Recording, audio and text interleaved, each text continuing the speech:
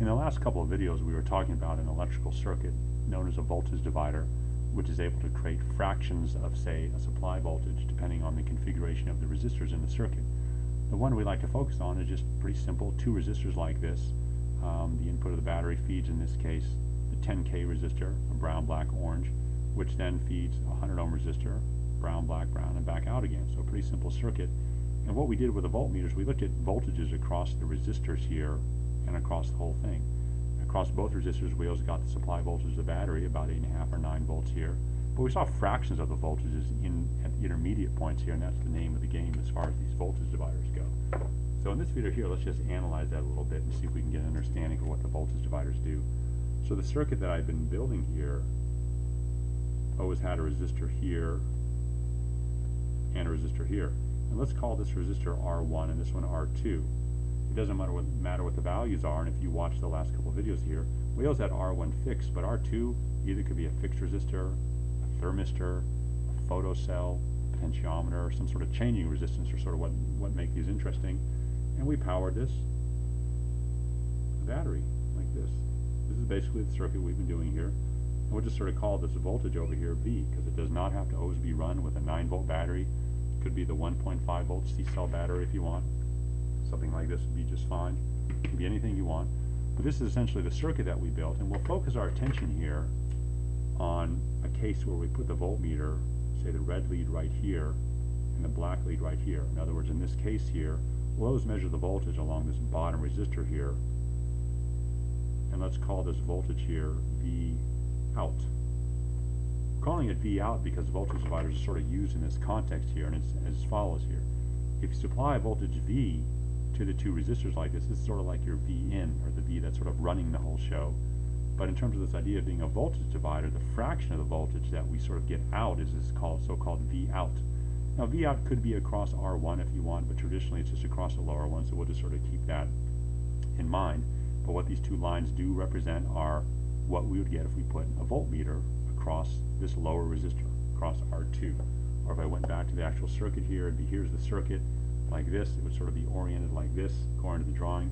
Here's R1, here's R2, and we're just measuring the voltage across this bottom resistor in this case here. That's just what we're doing here. So it turns out then that if you sort of analyze this, and we won't bother with that here, we're trying to not get too theoretical here, it turns out that there's a very simple relationship here for what V out is going to be. In fact, it's going to be R2, whatever the resistor is of this lower resistor, divided by R1 plus R2 times V. That's it. So if you know what the values of these resistors are here, you can actually calculate what V out is going to be. And you can see why changing R2 changed the output voltage, because R2, the value of R2, sits right here and right here.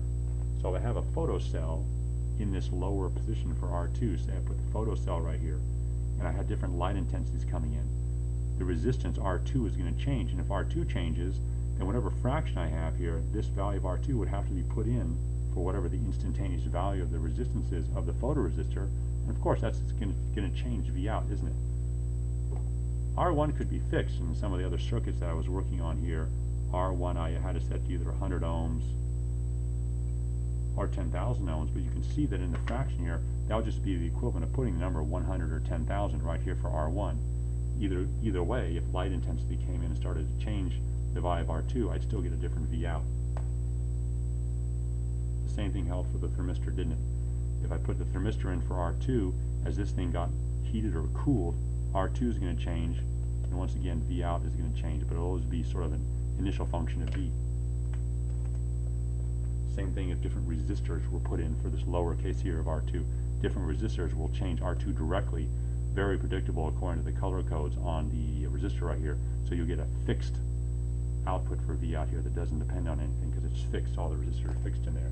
And the same thing held with the potentiometer. When this was put in as R2, as I turned this knob here, the resistance across either pair of these outer leads would change, changing R2, and V out would change once again. Sort of just a nice example then of the way the voltage divider works.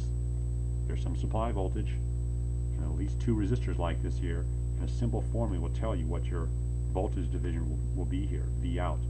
And in general, you can see here that because we have R2 in the top and R2 plus something else on the bottom, the denominator of this fraction will always be larger than the top, the numerator of the fraction. And in a case like that, this fraction here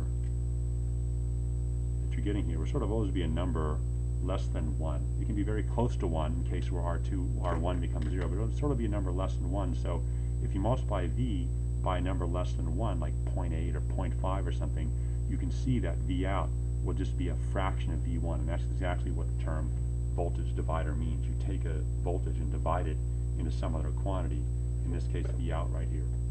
And probably the most famous case of the voltage divider here is suppose that you set R1 equal to R2.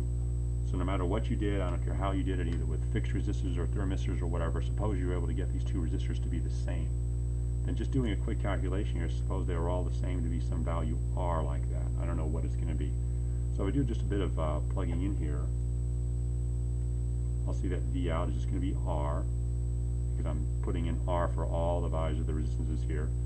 And there'll be an R on the bottom and plus an R there because R1 and R2 are both R times initial V.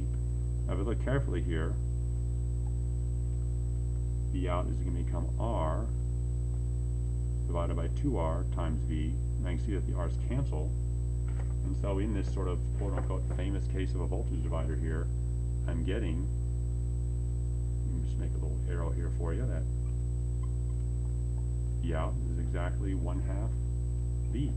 So this is just a classic case of a voltage divider, that if I choose the resistors in my circuit to be exactly the same, the output voltage, which is the voltage across this lower R2 right here, is exactly half of the supply voltage. And that's just a classic case of voltage division, isn't it?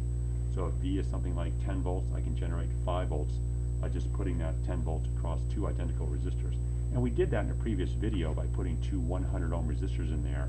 I think we were running with an 8.5 volt power supply, and we saw two 4.2s, a 4.2 here and here come out voltage-wise, but we saw the voltage division.